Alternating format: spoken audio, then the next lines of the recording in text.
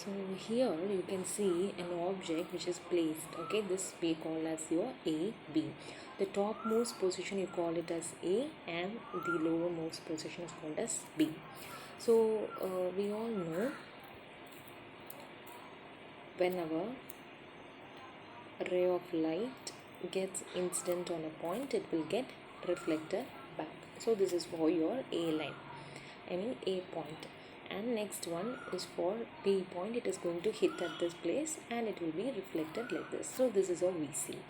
But what I'm going to do is I'm just going to slightly extend these lines backwards. Okay, I'm just going to slightly extend these lines backward.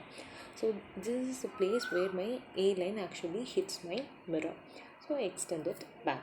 So this is the place where my B ray of light hit the mirror. So I'm going to extend it back. So if we extend it back, a similar image like your object, you will get something similar just like your object, which we call it as your A dash and B dash. So this is your image and this is your object. So this extended lines is what we appear to be, that is what it appears to look like, your image. Okay, so this is for your and a sized object, a large sized object. So the previous activity is for your point sized object and this is for your large sized object. Hope you all would have got it. Okay, is it clear for you all? So this one is your object. Okay, this one is your object and this one is your image. This reflection only we are able to see.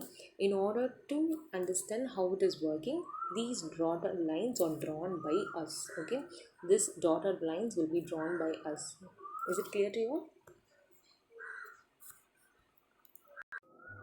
So the next topic is called as speed of light. Okay, now just go something deeper into it. You mean speed of light? Imagine light is having a speed. See, when you will tell an object is having a speed, whenever you run, whenever you move from one place to another place, you say, I came faster, I was walking slower. That is called as the speed.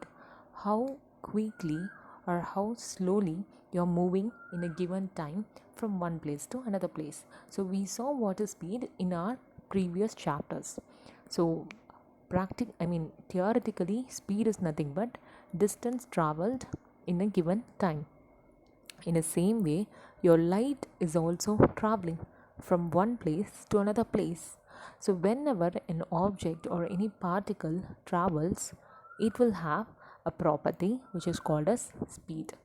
So, since your light is also traveling all the way from sun to the earth, it has to travel a lot of distance. Imagine the distance between the sun and the earth. So, the light is traveling from sun and the earth, and whenever you open your eye, you can find a light. Yes or no?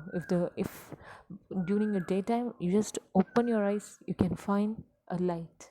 So how much speed it should have traveled? Okay, so let us see what is the speed of light. Sunlight takes about 8 minutes to reach Earth.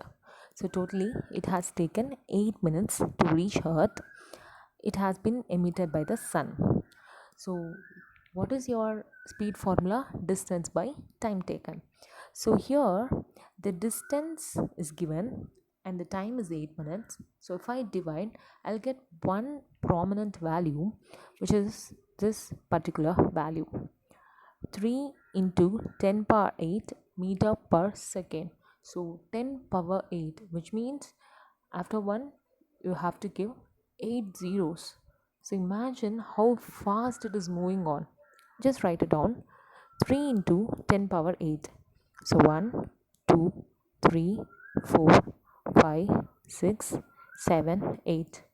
So this is the speed in which the light is traveling. Such a fast, okay? So the speed of light is 3 into 10 power 8, and always don't forget to write its unit. So what is the unit here? Meter per second. So whenever anyone asks you what is the speed of light, you have to answer it in a same speed. It's 3 into 10 power 8 meter per second. So we'll just denote by using the alphabet C. Okay, so instead of every time mentioning at speed of light, we will just mention with using an alphabet C in many areas of your physics.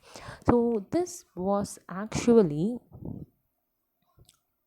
put forth by Albert Einstein, one of the most prominent physicists. Okay, so this is the maximum speed in which all matter can travel.